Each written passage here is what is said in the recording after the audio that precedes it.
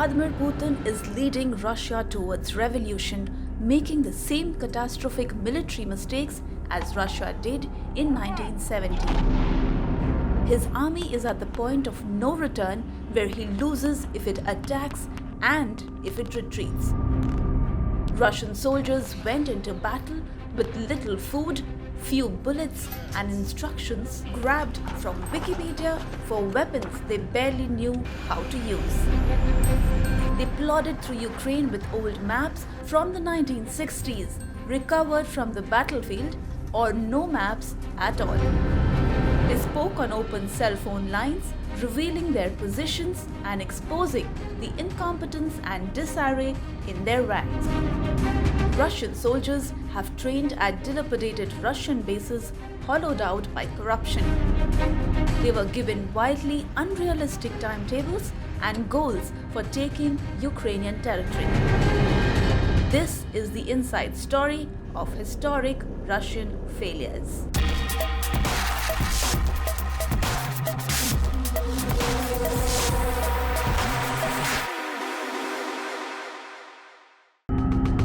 Russian troops had no maps, medical kits, or working walkie-talkies. Just a few weeks before they jumped on battleground, they had been factory workers and truck drivers before being drafted in September.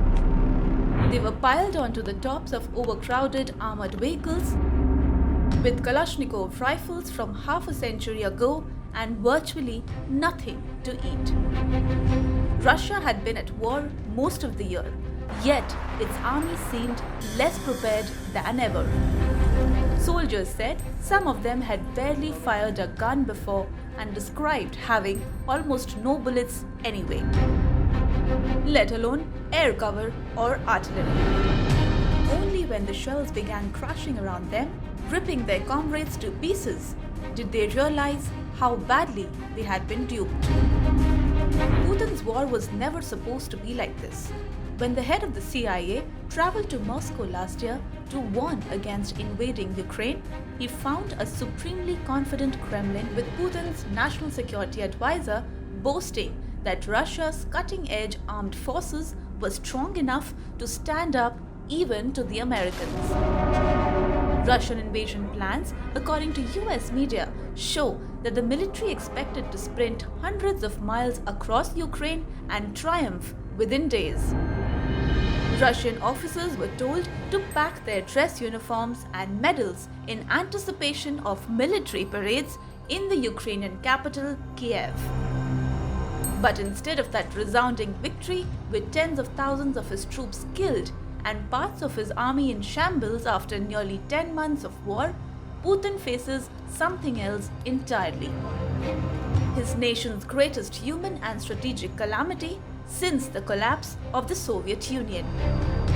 How could one of the world's most powerful militaries, led by a celebrated tactician like Putin, have faltered so badly against its much smaller and weaker rival? The Russian military, despite Western assumptions about its prowess, was severely compromised, gutted by years of theft. Hundreds of billions of dollars had been devoted to modernizing the armed forces under Putin, but corruption scandals ensnared thousands of officers. Once the invasion began, Russia squandered its dominance over Ukraine through a parade of blunders. It relied on old maps and bad intelligence to fire its missiles, leaving Ukrainian air defenses surprisingly intact and ready to defend the country. Russia's wanted hacking squads tried and failed to win in what some officials call the first big test of cyber weapons in actual warfare.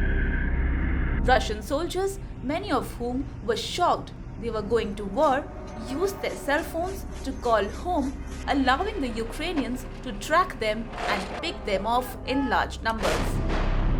Stretched thin by its grand ambitions, Russia seized more territory than it could defend, leaving thousands of square miles in the hands of skeleton crews of underfed, undertrained, and poorly equipped fighters.